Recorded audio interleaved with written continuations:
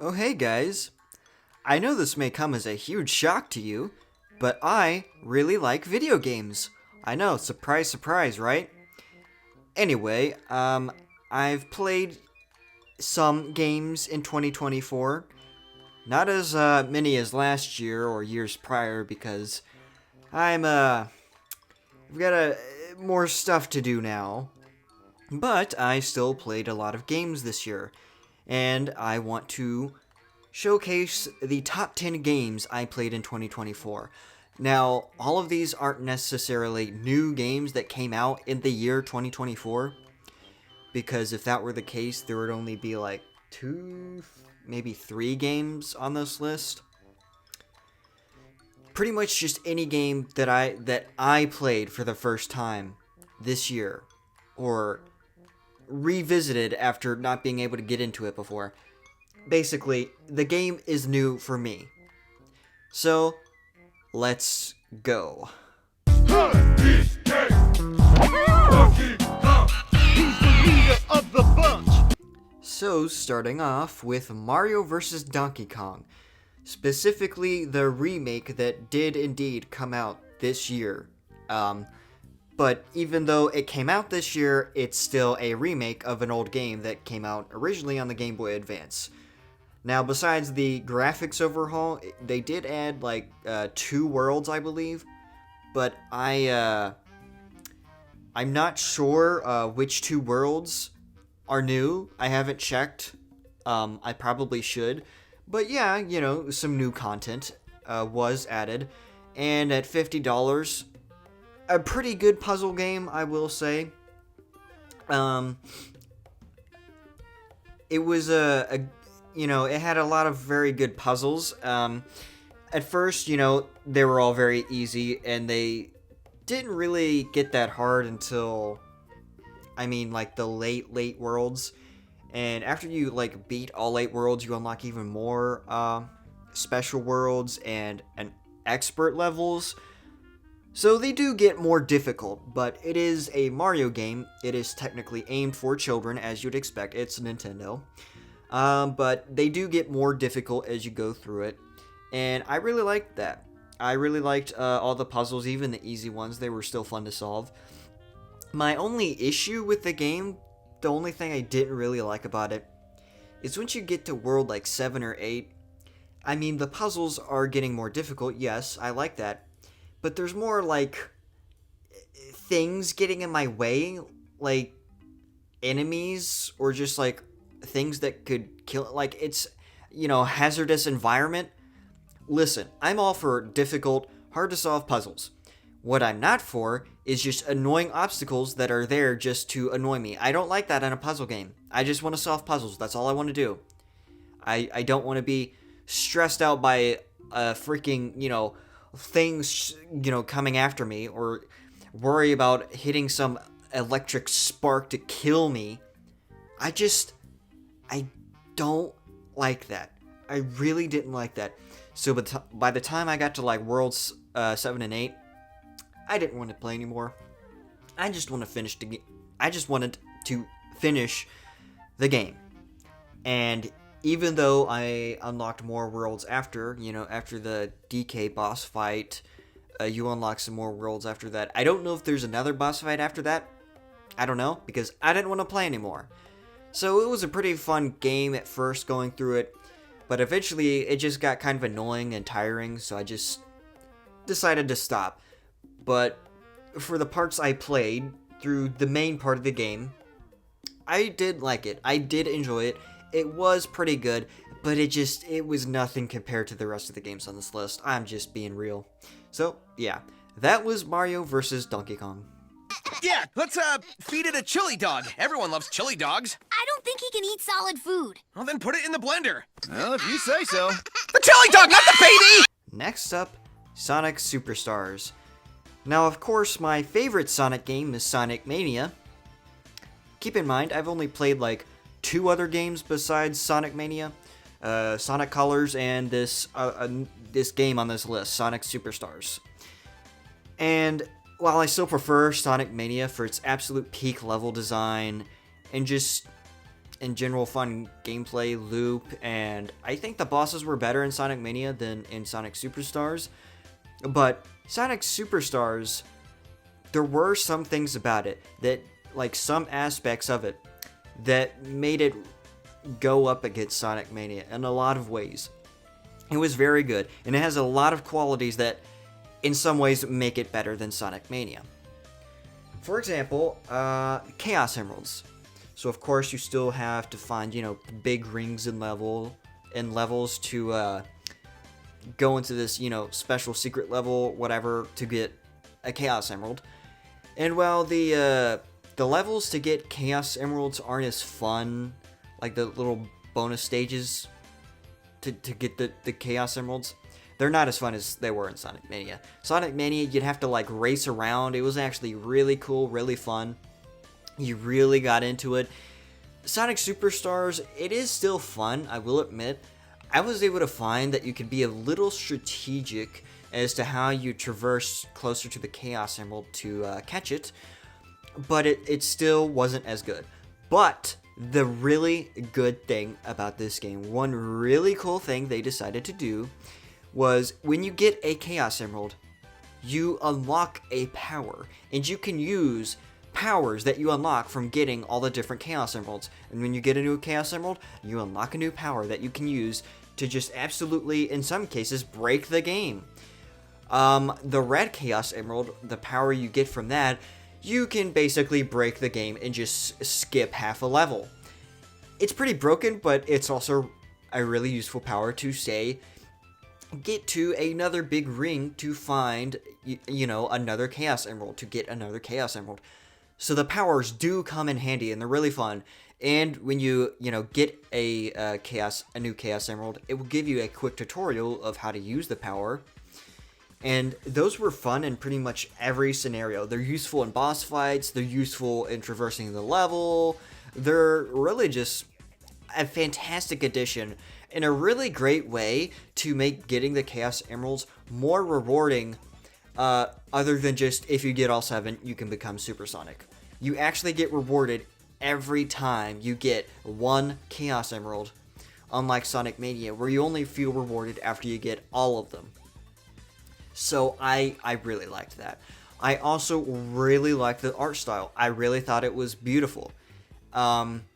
It was a lot more unique than Sonic Mania. They played it safe with Sonic Mania, and overall the game just looks really good with the art style. I love that they went, 2.5D, I think is the technical term, as they like to call it, but I like the way it looks. However, there are a few spots in the game where it just does not look good. Now, that may be because I played on the Switch version. Maybe the textures on some of the worlds and levels look better if I played it, say on PS5. But the thing is, I didn't really think about it because, it's a 2.5, it's not a very heavy game. Didn't really think, getting it on PS5 would make it look all that much better. And, being able to play it on the go is very nice. But there's just some areas in the game, specifically on the Nintendo Switch, I don't know if it's the same, on the other versions of this game, where the textures just look very blurred out. Like, there was one world in the game where it's just kind of blocky, and the background and the floor and everything, it's just, it does not look good. Now, you're not really noticing it when you're going really fast, but if you slow down, it just looks kind of ugly. So some spots in the game do look kind of ugly, but overall, the art style looks really good.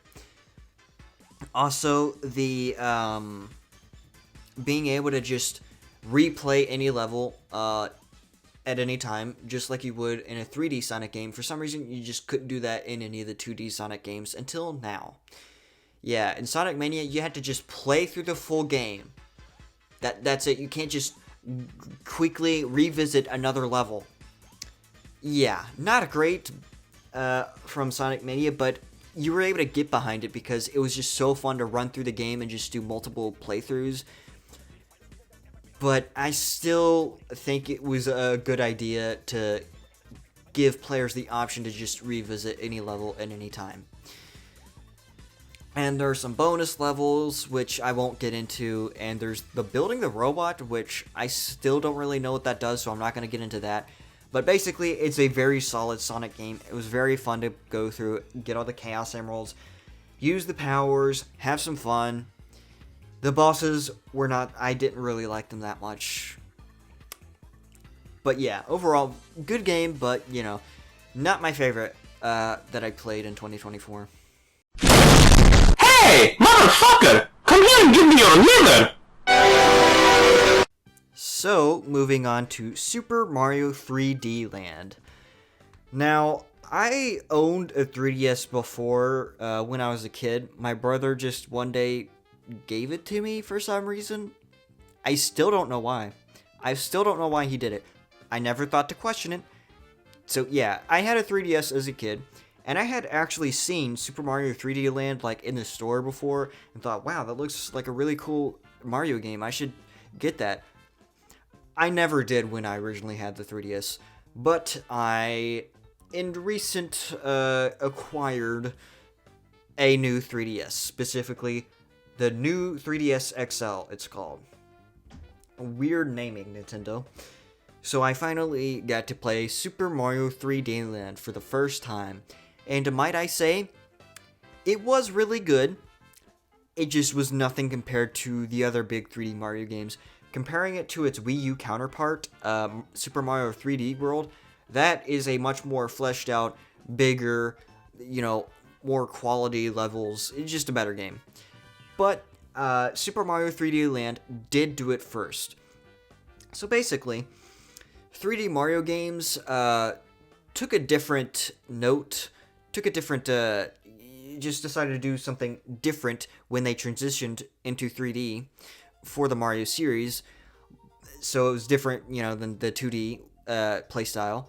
But with Super Mario 3D Land, they decided to make a 3D Mario game that was basically just the 2D formula, just translated completely into 3D. And it's a very fun game, very solid game, fun levels, you know, got the star coins or whatever you have to get in each level, kind of like you have to do in the new Super Mario Bros. Games.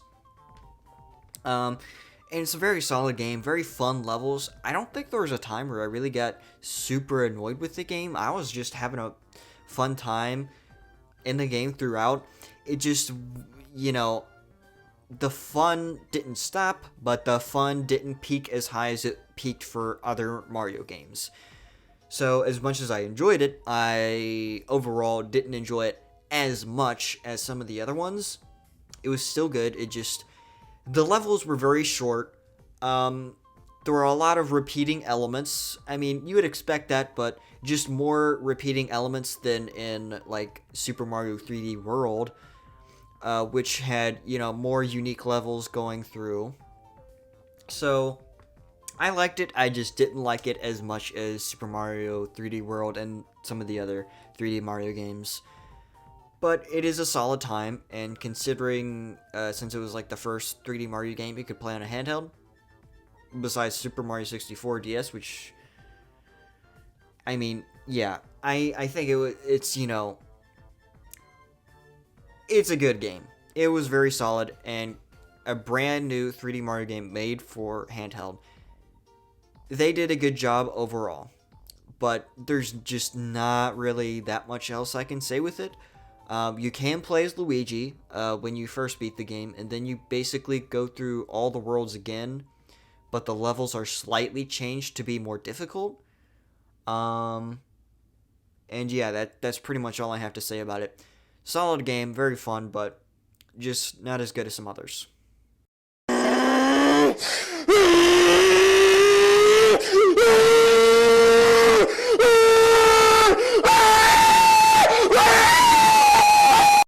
Next up, the Crew Motorfest. Now, I've played the Crew 2 before. I've played a good solid bit of the Crew 2. The one thing I'll just go ahead and put this out. The one thing I don't really like about the Crew the crew games that much that they try to push is the summit contest. It's like you get some events that you have to do, changes like every week, and you can unlock, stuff depending on how you are on the world leaderboards or whatever. I think that's kind of stupid. I don't like that kind of thing in games, where you have the FOMO and you have to play these events before the time runs out, and you have to be better than all the other players that are playing it to get the one singular car that you're trying to get. Yeah, I don't really like that. But besides that, it actually the Crew Motorfest did do some really good things when it comes to the single player.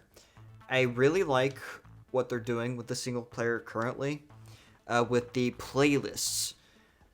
Basically, you just get a series of races that you can do offline, or I guess the game itself isn't offline, but single player. It's never gonna go away. The races are never gonna go away. No FOMO, and you do get actually cool special cars that you can get from finishing the playlist, and then you can unlock custom mode where you can play all the events again with any car, because you get some specific cars that you have to use. It's just an actual sense of progression. Now, really, the only sense of progression is in those playlists, I will say. You're not having this standard system of progression where you start with bad car and you got to do all these races, compete with all these other racers to get better cars and upgrade your car. No. The progression itself is in the playlist. Like you're using all these different cars to get the one good car at the end of the playlist, and then you just add that to the collection of your other good cars. So, I mean, I still like it though, and considering how many cars that are in the game, I think it works, and I really like it. And there are a lot of other aspects of the game I really like. For one thing, why is it that this game encourages exploration more than any other Ubisoft game? I don't understand. The game actually encourages you to just drive around the world, and hey, on the mini-map you may see an icon of like a collectible that you can get, because after you complete playlists you can unlock challenges, some of which have collectibles. You get those, you can get money and stuff. Very good. And when you're driving around, a little beeping sensor thing will go off, basically saying, hey, you can get some money and parts nearby. You just have to figure out which direction the beeping is coming from, so you have to figure it out. The game encourages you to explore, unlike other Ubisoft games where it's just like, hey, go here, do this, go here, do this. You can do that, or you can just go off, drive around, fly around, or just go boating on the water, because this, like the Crew 2, allows you to have fly planes, drive boats, and I think there is a helicopter or two, like there was in the Crew 2. So yeah, you have the other vehicles besides the cars, but they've made the cars more of the main focus. There's only like one or two playlists with non-land vehicles. So yeah, and I think that's a good thing overall, because I think they have really been shining with the cars and the customization and the progression. It's just a lot better than it was before. The handling is vastly improved from the Crew 2. The graphics are really good. The world is a lot more detailed because it's not as big as the Crew 2. I like the idea of just a scaled down US, United States, where you can just go to like Washington DC and just go to the Washington Monument, whatever. But I really like that they just decided to do a much smaller map. The one of Hawaii's islands, I forget which one it is, because I'm stupid. But yeah, one of the islands of Hawaii, and they recently added another island of Hawaii, Mai. I actually remember that one. But yeah, so because they're smaller, they're able to put more detail in the worlds and the environment. And I found it to be so much more interesting just driving around and looking at all the cool things just around the world. And I really like building up my cars, doing the RPG aspects of the game where you have to get legend points to increase your stats for some things.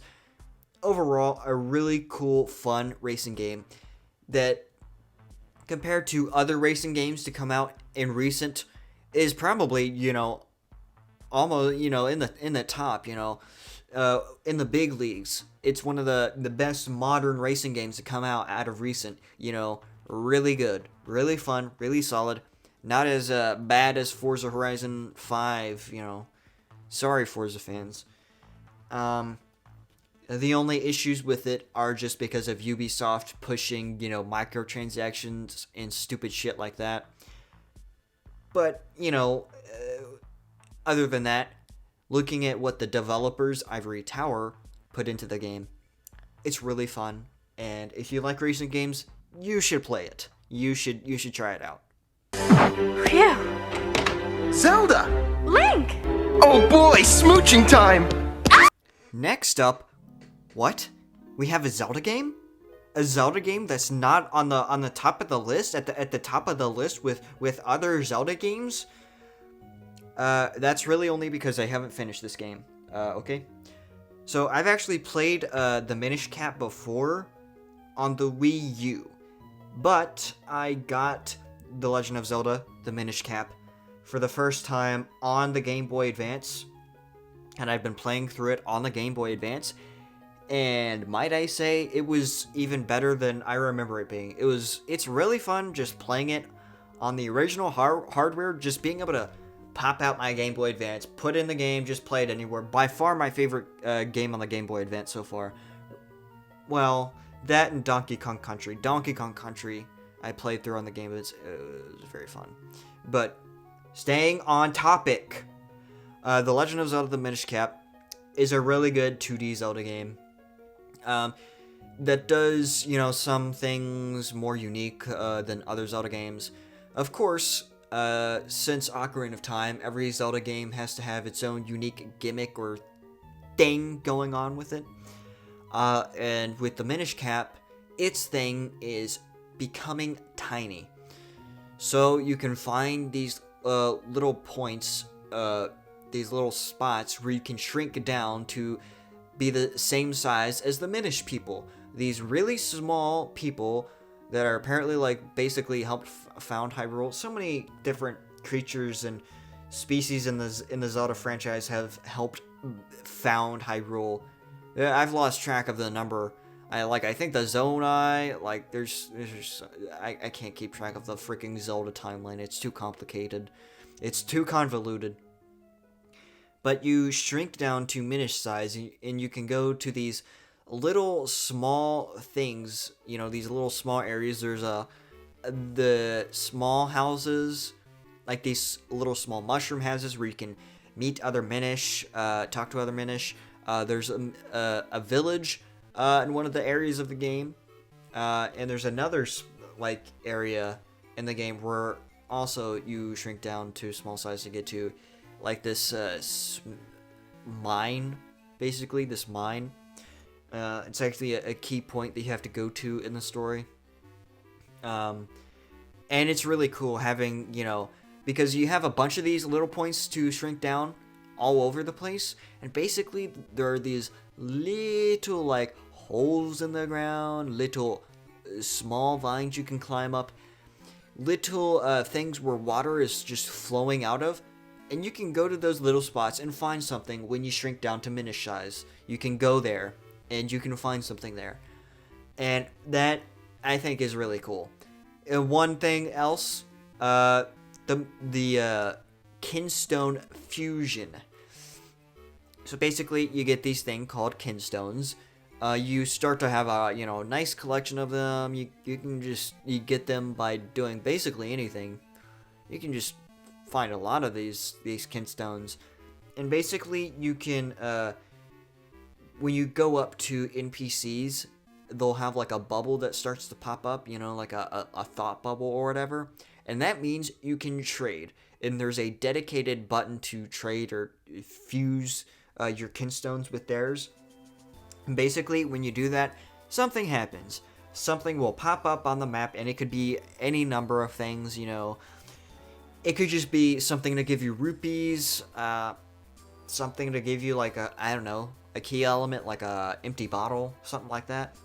And then some better ones, like I think there's a rarity. I figured out that the blue and the red kinstones are gonna be worth more than the green kinstones. So if you fuse like red, you're gonna get something better than if you fuse a green kinstone. Like you're more likely to get like a piece of heart, you know, something more useful. And you know, they can also open up places to get one of the blade scrolls, because there are different blade people that you can meet and learn combat techniques from. Some of them are just like, oh, you can break pots now. Oh, you can just shoot a beam with your sword if you're at full health. But there are actually a couple really cool combat techniques, like the roll forward attack. Basically, you roll forward, or you roll in any direction, really. You roll, and then you press the button at the right time to do a nice sword slash. And I think that's really cool, because you have just so many different things that you can find, you know, so much side content, things to discover. A very fun, very solid game. And as for the main stuff, like the dungeons, so far they've been very fun. The only one that was kind of annoying was like the last one. Or not the very last one, because I haven't beat the main boss, Vati. The one where you get the jump ability, the thing to jump. I found that to be kind of annoying. But all the dungeons are pretty solid, very fun. And another big gimmick of this game, I almost forgot about another big gimmick. You have these little green squares that you can find in certain places. And basically what that means is once you got like the special sword, you can charge up. You can hold down the sword button, charge up, and create temporary copies of yourself to move like big stones or stuff, or you know, do these things that just require more of you, more players. You know, so you gotta copy yourself to solve these puzzles, do these things. So yeah. I think that was all the big gimmicks and stuff of the game, you know, the big things. And the reason why I didn't put this above, you know, closer to the top, I really like this game, but I don't like the 2D Zelda games quite as much as the 3D Zelda games. I mean, the 3D Zelda games are my favorite games of all time. Can't be beaten in my mind. And also, I haven't finished the Minish cap yet, so there's also that. But yeah, so far from what I've played, very fun. I can't wait to go through more of it, try and do all the side stuff, and then beat it. Looking forward to it. Damn, apple pie. You know, my mom used to. We're halfway there. The next game is Fallout 4. Now, if you watched my video last year of my top 10 games that I played in 2023, I put Fallout New Vegas in that video. And, you know, I did enjoy that, really enjoyed it. But the thing is, I couldn't quite get into it just because of the gameplay. I liked, the other elements of it, obviously. But my brother got me Fallout 4, and I was like, you know what? I'll play it, even though I've played New Vegas and I haven't even beaten that game yet. And I haven't beaten Fallout 4 yet, to be honest. But yeah, I started playing it, and I got really into it. Not as into it as Skyrim. I think I'll talk about the elements of it that are just not as good. But the gameplay is very fun. I really enjoyed like the gunplay. It felt a lot better and a lot more natural than Fallout New Vegas. Fallout New Vegas, it felt like I always had to use VATS, or I was just never gonna be able to get my aim right and just kill whatever was after me. I mean, no disrespect, but yeah, it's... I don't like that part of New Vegas. But yeah, Fallout 4, very good gameplay. Also, the world itself, it can seem a bit more generic and less post-apocalyptic from nukes, you know, being the world was nuked and it's very Fallout. It doesn't have just the same vibes like the world does as, you know, say Fallout 3 or Fallout New Vegas. But the world is still very good, and it is very much still in ruins. It just looks more pretty than it should for a world that's been fucking nuked. So, yeah. But overall, the world is good. There's a lot to explore, a lot of points of interest, a lot of cool things that you can find, a lot of enemies that you can run into, shoot, you know, kill, steal their stuff. Really fun. Going ahead and talking about something I don't like, the side quests.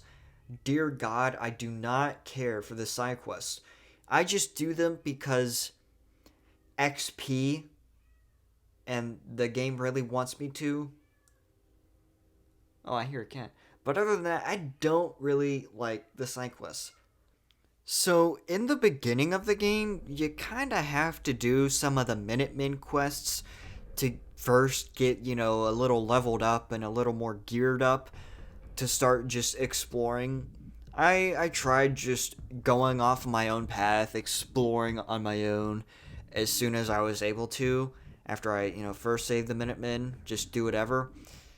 But I found that when I got anywhere, I would get demolished, killed in like 2-3 hits, not enough stim packs or anything to heal me, and also not enough ammunition to just shoot through everything.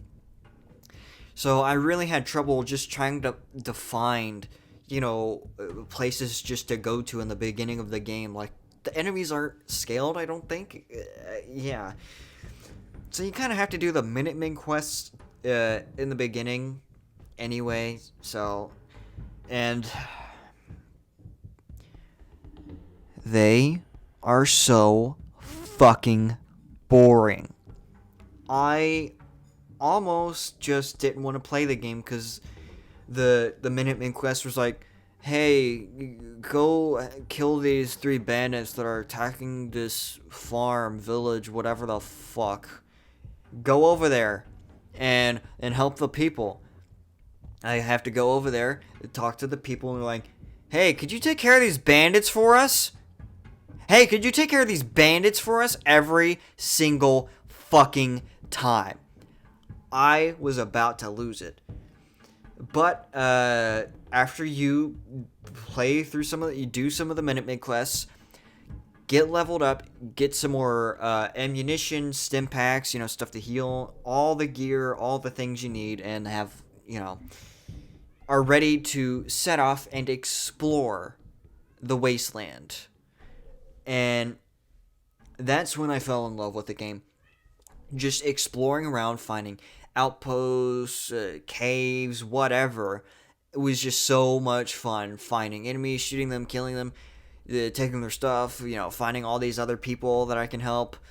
Just made the game so much more fun than just, hey, go take care of these bandits for the 10,000th time.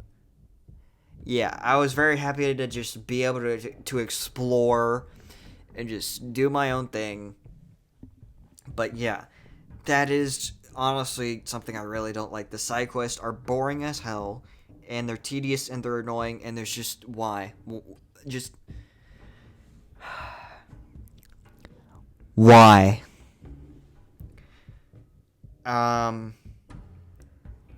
So yeah. But even though I, fell in love with the game just exploring, it's just still not as good as Skyrim. I just can't put my finger on it. I don't know, the world is less interesting. The gameplay is generally more fun, but the leveling, the different type of play styles, classes, the leveling system, it's just not as interesting. And I'm betting the leveling system, it's whatever, but I kind of prefer the numbers now. Just the standard, hey, you want to level up your intelligence stats or whatever the hell? That sounds better to me than, hey, you want to unlock this thing? I just like the number system now. Ever since Elden Ring, I just like numbers for my leveling up in RPGs. But yeah, the side quests, the general, sort of generic almost tone and feeling of the world really bring the game down. Because if it didn't have those poor qualities and aspects, also the story and the voice acting, that's also an issue. If it didn't have that, if it was better in those regards, it could have been probably the best Fallout game. Could have been considered that way, just if they fixed some of these things. Because the gunplay, the general world, and the exploration, they really did nail with it. I do really enjoy it. I see why a lot of people do consider it to be their favorite Fallout. And if somebody were to say, hey, well, what game should I play to get into the Fallout series? Well, I haven't played many Fallout games, so I'm not the best opinion on that. But I would say Fallout 4. Definitely Fallout 4. But still, it's not my favorite game that I played in 2024. So, time to move on.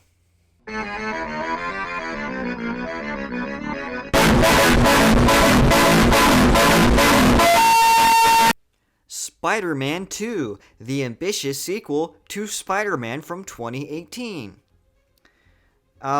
This game got both a lot of love, and also I kind of saw a lot of hate for it compared to, like, the first Spider-Man game. I still like the first Spider-Man game more, but I really liked a lot of things about Spider-Man 2 so much that it's pretty close for me. The combat and the general gameplay I feel has improved. I really like the new ability system, the way the the gear, what you might call it, the web stuff, the utilities, the tools, the gear can be deployed just very quickly. And just even the extra abilities on top of, hey, you can hold L1 down and press a button and then perform an ability. You also get, like if you're playing as Peter, you can do this Venom thing where you become invincible and you can just start whacking enemies. And if you're Miles, you can just fucking explode with electricity. So yeah, you also have those abilities on top of that. The superpowered abilities, whatever.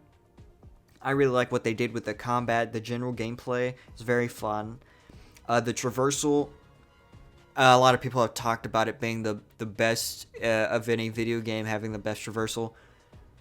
I don't know. I haven't played enough games. Don't ask me about that. I'm not the best opinion on that. Don't ask me. Don't ask me. Don't ask me. But the traversal is very good and improved from the first game.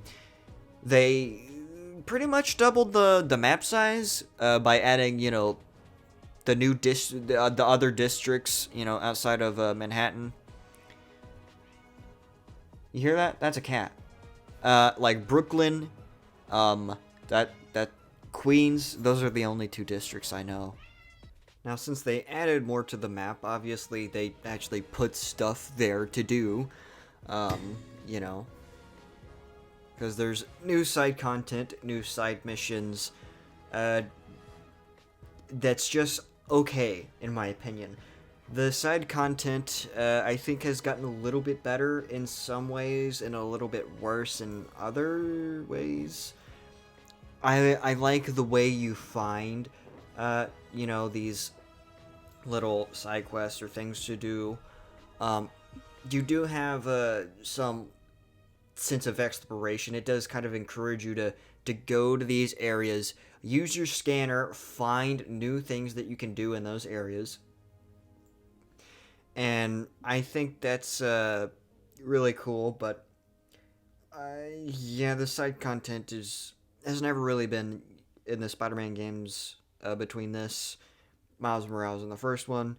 I've never really been that crazy or that, you don't really get it for any of the side content. You get it for the main stuff, including the story, which in this game I thought was better than the story in Miles Morales, but I don't think it was quite as good as the story in the first Spider-Man game. I actually really liked how they made Miles and his story and his, the characters that are with him more interesting. Miles Morales, in that game, I kind of forgot about those characters. They were so forgettable to me. The story was forgettable, to be honest. But in this game, I actually remembered these characters that they had introduced in Miles Morales, and I was like, you know what? These are pretty good characters, I will say. They actually did It's a cat. They actually did a good job of continuing Miles' story with him and his friends and his family.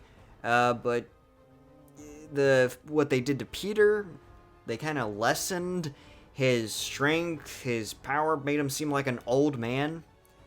I don't even think he's hit his 30s yet, and they're acting like, oh, he's dying. You gotta put him in a retirement home. I'm freaking this cat out. Doesn't know what's going on. But yeah, they kind of made Peter look weak, and that's kind of how they made the Venom, the symbiote play into it. Which I kind of, in that sense, understand why they did that, because it kind of gave a reason, like, Peter's trying to be more powerful. He's getting weaker. He's getting older. He needs this power back. He needs to be the true Spider-Man that New York needs. And in that way, I think they did a good job with introducing the symbiote and Venom. But it's still just kind of weird that they made him just such a freaking loser. Well, not loser, but he's so weak compared to like Miles. Like, I don't even think it's been that much of a time difference from Miles Morales. Like, I don't think that much has really affected him. How's he weaker? How's he so much worse? I don't understand that. This is only the second game with Peter Parker. Like, what? This also makes me question if they're even going to have Peter Parker in the third game, as a playable character. I'm sure they will continue to have Peter in the next game, but I feel like if they do have Peter playable in the next game, it'll be his last Spider-Man game, and then they'll just completely turn the focus back to Miles if they continue making Spider-Man games, which they probably will, because, money.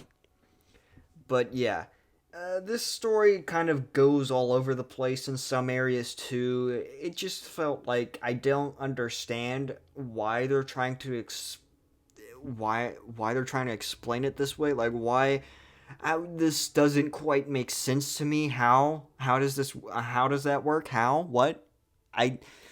Some of it just didn't really make sense to me. It seemed like it was just kind of hodgepodge together at moments. But it was still really good, if I'm being honest. Craven, for the most part, Venom, really good story. It really did keep me engaged. I did want to keep on going, pushing the story forward, saving Harry, but it's just not as good as the first game's story. The first game really, really nailed it with the story. It really made it feel personal. Impactful. Like a lot more was really at stake.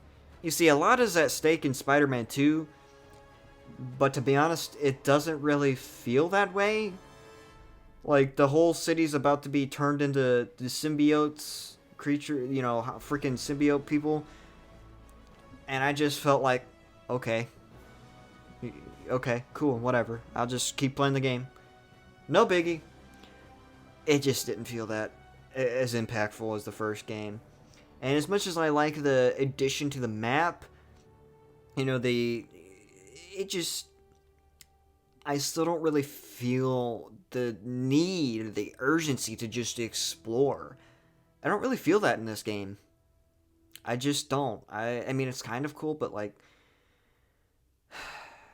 it could be better. I really enjoyed it.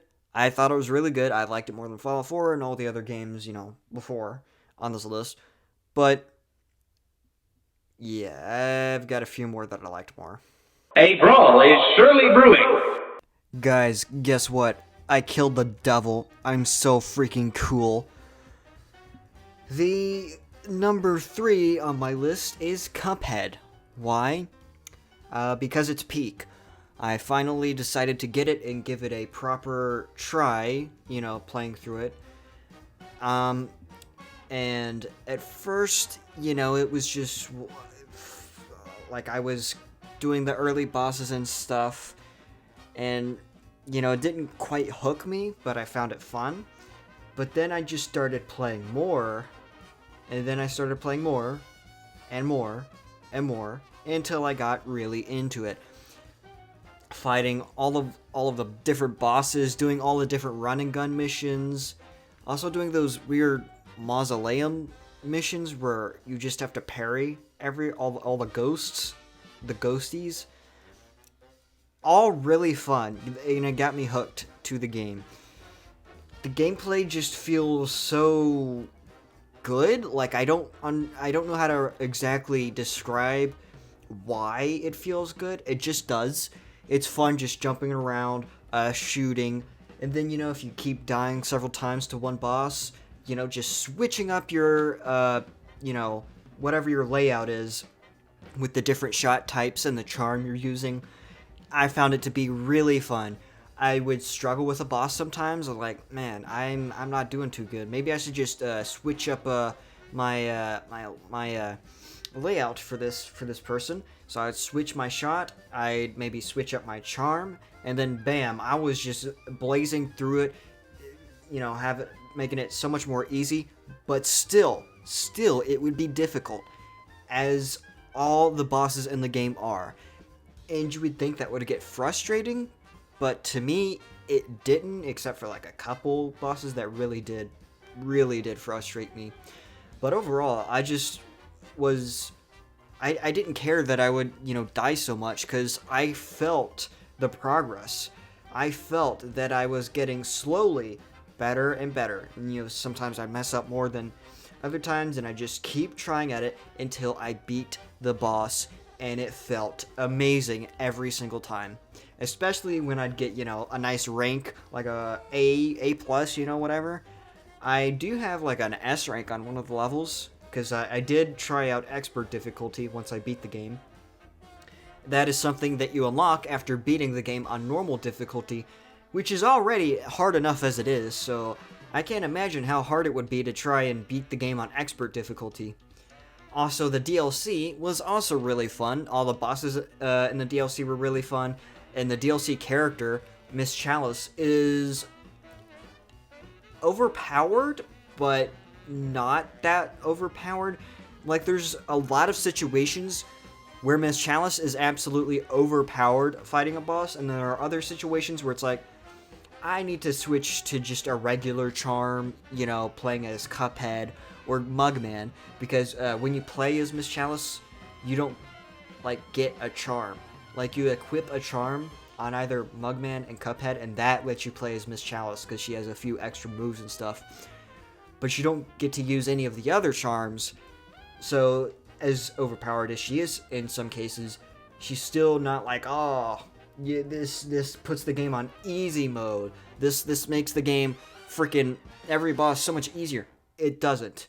And I really like that. I really like that I still would have to use Cuphead, or really, I played as Mugman the entire game, but like when I'd get to one of the bosses in the DLC, I would try it as Miss Chalice, be like, I could do this, or I could switch to Mugman, get a nice charm going up, and just make this boss just freaking just decimate it, And I just do that, and it was fun all the way through. And another note about the DLC is, so like I said before, there are mausoleums in the main game where basically it's just like a parry level. You just have to parry these ghosts that are coming for the thing, the chalice, whatever the hell. And they're fun. They are fun, but they're all the same. They get kind of whatever towards the end, and there's only like 3 of them, so they're really not that interesting. But the DLC, they still decide to have parry, levels where you'd just be parrying things, and they actually made it a lot more fun. And there's 5 levels, and basically you're getting entire bosses where what you have to do to beat the boss is literally just use your parry move. It was very well designed. The game is very well designed all the way through. The only boss I absolutely hated, thought was annoying as shit, almost made me lose my sanity, and I never want to like refight again or replay again. I hate King Dice. He is a piece of crap, and that almost made me lose it. But I was finally able to get through King Dice, and all the other bosses, as difficult as they can be and as annoying or frustrating as they can be at times, were still really fun to like learn how to evade their moves and just get all my hits in without taking any damage. It's a fun game through and through. A very fun, difficult shooter, and the run and gun levels are also fantastic. In my opinion, I wish there were kind of more of them. They were just nice little breaks from the bosses, but they were still difficult in their own right. So that I just really enjoyed them too. So all in all, absolute peak game. I see why so many people have played it, so many people love it, and just why it's just considered an amazing game, because it is. And I'm so glad I decided to finally experience it for myself. You clearly don't know who you're talking to, so let me clue you in. I am not in danger, Skylar. I am the danger. Number 2, Paper Mario: The Thousand-Year Door. And yes, I played the remake because I didn't want to spend $100 for the GameCube version that I didn't even know if I'd like, because I'm still just kind of recently getting into turn-based RPG, so I wasn't sure if I'd like it. So yeah, I got the remake that came out this year. One of the very few games that came out this year that I played and got. Yeah. I, in a lot of ways, liked it more than a Super Mario RPG, but in a lot of ways, thought Super Mario RPG did some things better. Really, the main thing that I think Super Mario RPG did better was with the gear. I like how you just can go to these different shops, go exploring, and find, stronger weapons, armor, whatever. That was really fun. And in this game, you have badges, which can accomplish some of the same things, and you do get upgraded weapons later on, and you can upgrade your allies' attack power. But I just prefer the classic, I want to buy a weapon. Can I please buy this weapon? Ooh, I found this weapon in a treasure chest that was in this really cool secret area in the game. I kind of prefer that, but I still liked the way the Thousand-Year Door progressed. I really liked the story. It was, still, you gotta get these 7 crystal stars to get the treasure. But what made the story interesting was the characters, just the events that were going on in these different areas of the game when you'd get to them. Not really the main end goal of ooh, you gotta get the stars to get the treasure. But yeah, also it wasn't just the characters and the areas specifically. The main story at the very end did do something really cool by giving us a simple twist. Oh, it's actually not really treasure. It is a monster that these people 1,000 years ago trapped because they knew if somebody opened the chest again, it would destroy the entire world and whatever. So yeah, I liked that, and I liked how that villain took over Peach for a little bit. A lot of things were at stake, and it did feel like that. And it was the boss fight also for that at the very end was way more difficult than any of the other bosses in the game. It wasn't too difficult because still it's Mario and Nintendo, but it was still it still had a good level of difficulty, and it was still a very fun final boss. And that's one big thing that with the fighting and the combat that I liked more. The bosses, I don't think they were necessarily more difficult that much than some of the bosses in Super Mario RPG.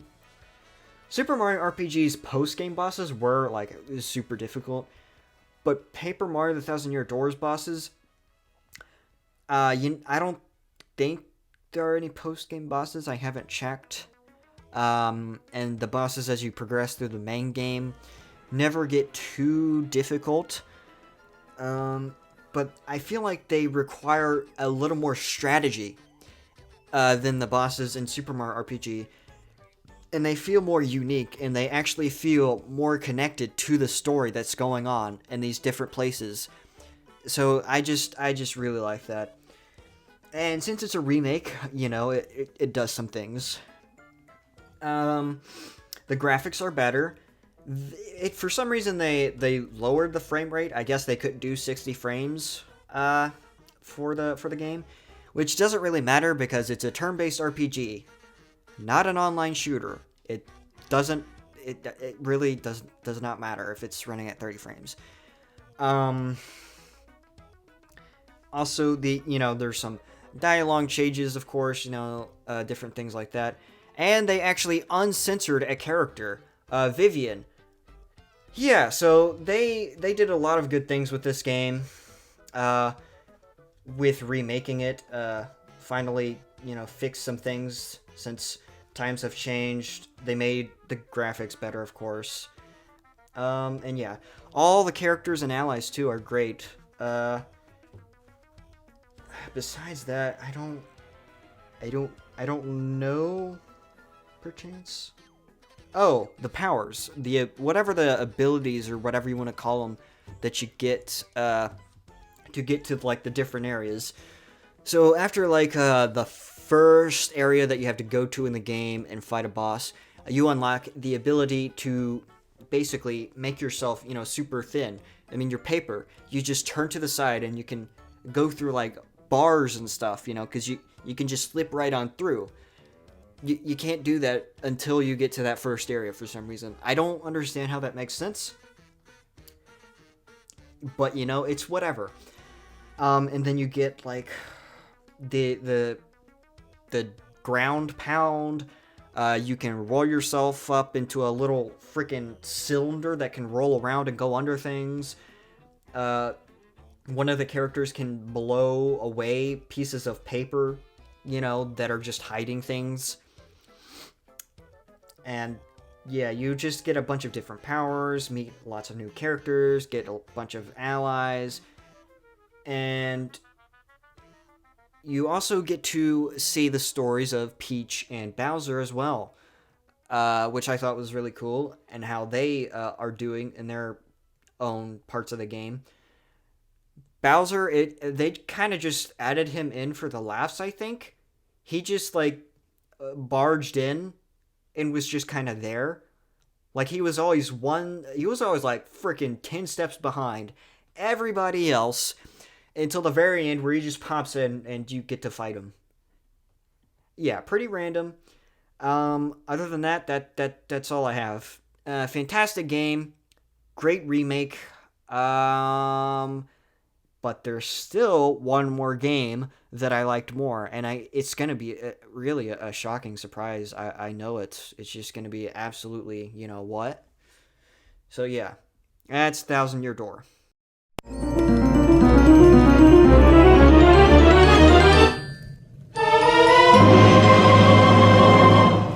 What? They made Zelda a woman? I did the meme. I hope there aren't people that actually think that actually believe that. I hope those people don't exist, because if they do, they need to get off the internet. They need to stop playing video games. They need to seek therapy. Yeah, Echoes of Wisdom is a peak game for many reasons. I think in a lot of ways it could be considered more ambitious than a game like. The only thing I'm thinking of is the previous Zelda game, Tears of the Kingdom. But the thing is, it's really just not as big. And there's not, as much stuff. It's a solid 30-hour game, maybe 50 if, you have trouble finding all the different things and you're trying to 100% it. But it's, still a shorter game in comparison. But they finally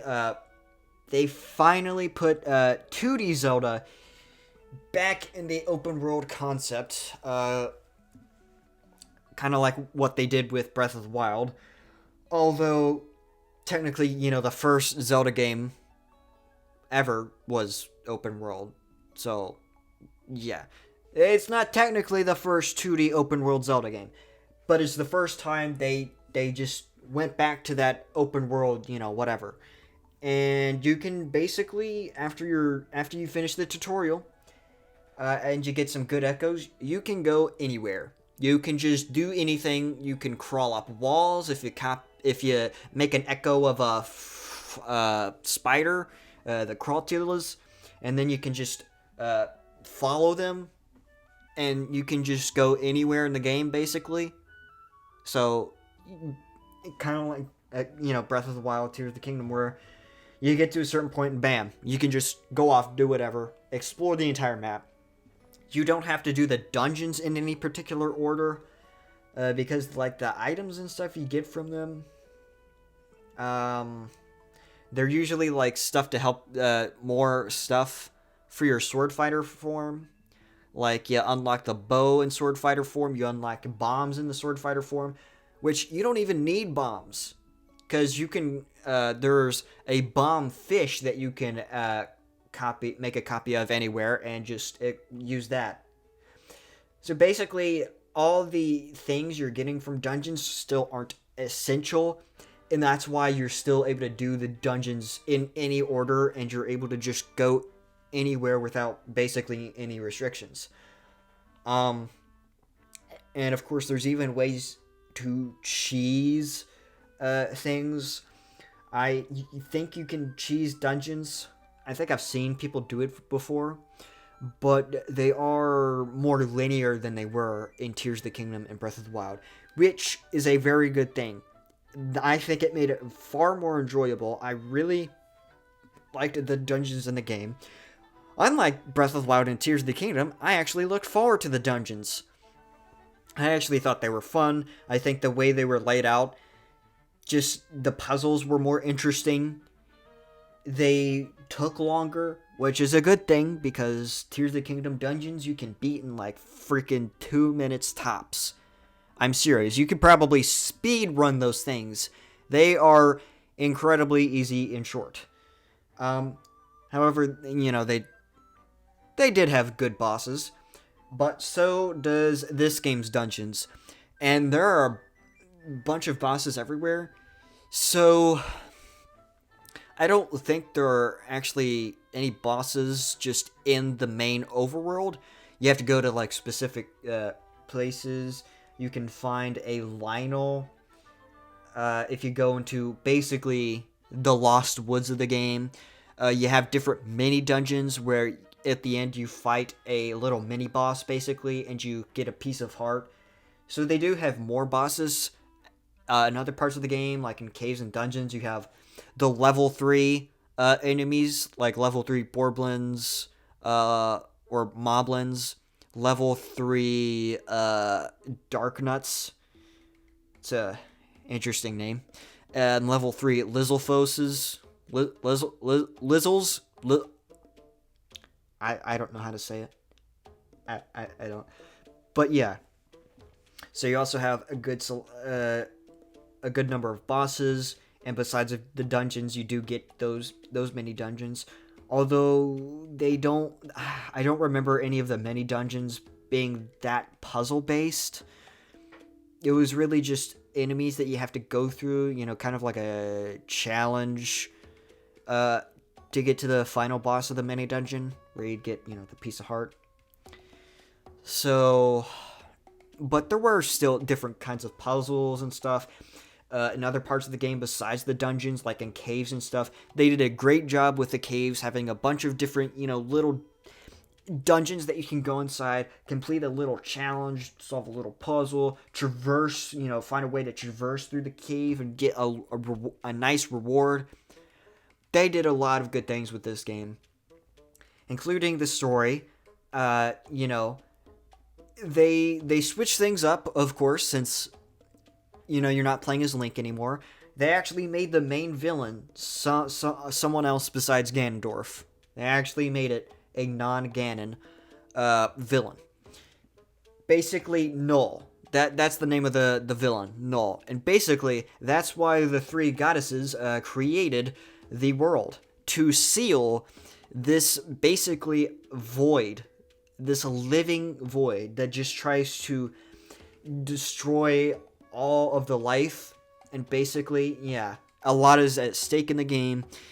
It actually feels like more is at stake than almost any of the other Zelda games, besides maybe Majora's Mask, because, you know, the fog is coming, the fog is coming, the fog is coming, we're all gonna die. Yeah. So, also a unique story, but you still got, you know, a bunch of the same characters. You got Impa. You do have Link that you run into, of course, because it's a Zelda game, you're still gonna have Link. But you're trying to save him, and you actually work together with him a little bit at the end. And unfortunately, when you give him back his sword, you can't be in sword fighter form anymore. So you can't just easily beat the final boss in sword fighter form, because sometimes when you switch to sword fighter form, it can make enemies and bosses just super easy. And trying to use echoes on the final boss was actually a difficult challenge, kind of. But by the time you get to that point, you're basically invincible, so it doesn't matter. But yeah, the game really forces you to use all of your different echoes, experiment with the game's echoes and abilities, and you unlock different, like, equipment and stuff to make yourself stronger, you know, have different extra abilities, whatever, give you more damage resistance, different kind of things like that.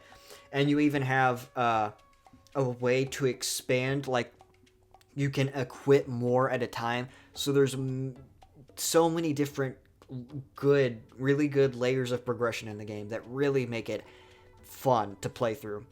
And, you know, another thing, I said this in my review of the game, that I did, you know, a few months ago, about the smoothie system. I like how you just take 2 ingredients and you make a smoothie. You make something with, you know, healing power, you know, heal some hearts, and it gives you, like, some effect depending on what ingredients you mix in to make the smoothie. And I actually think that would be a great idea as, you know, a potion making system, but maybe more expanded upon, you know, for the next game. But, and I've said this before, the only thing I don't really like about the smoothie thing is that there's just not that many ingredients, so you can't really do that much experimenting with that part of the game.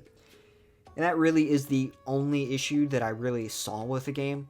And it's just the scale. It feels like it should be a humongous game, but it isn't.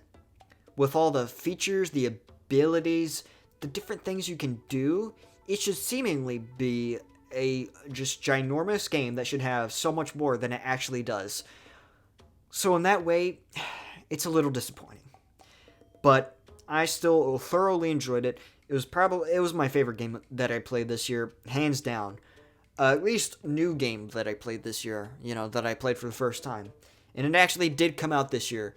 So my top game of this year is actually a game that came out in the year 2024. So I can say that my game of the year for 2024 was Echoes of Wisdom. And it didn't even get a nomination for that, which is kind of fair. I haven't played any of the other nominees for that. I don't think I played a single nominee for Game of the Year of 2024. I know I could get like Balatro on my phone, but I just don't feel like it. Yeah, so I didn't really play that many games that actually came out this year, but the ones I did, I really enjoyed, and all the games, that I played that were new for me, like these games, I played for the first time. They were all fun. I really enjoyed them all. Great experiences. And yeah, that's my top 10 games of 2024. And I'm looking at the recording now, and it's an hour and 11 minutes. So if you've made it this far, you are really bored. You are really, really bored. That is all. Goodbye.